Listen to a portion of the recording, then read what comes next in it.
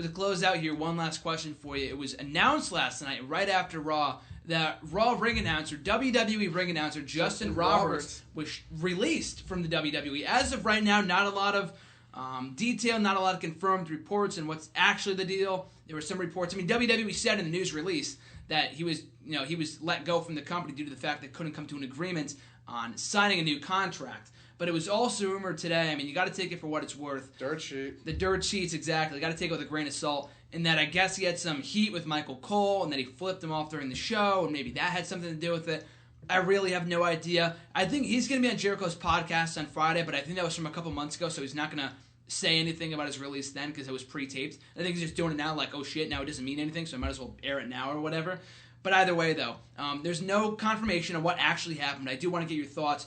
What was the first thing that came through your mind when you heard the news? What are your thoughts on Justin Roberts as an announcer, and who do you think will take his place on Raw as the new voice of WWE, essentially? I saw it this morning. I was like, Jesus, like Justin Roberts got fired? Like, that's weird. Like, why would he get fired? It's kind of like, I don't know. And they, like, yeah.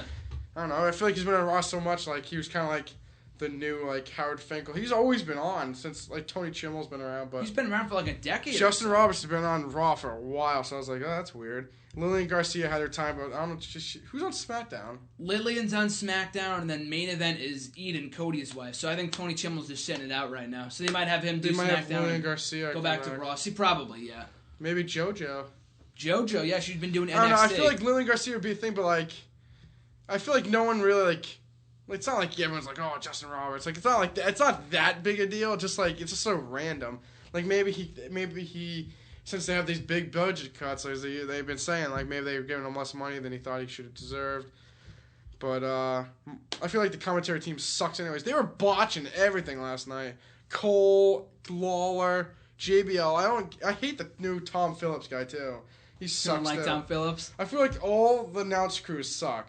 The NXT crew is not that good. Alex Riley's the only one I like out of that one. I love Alex Riley.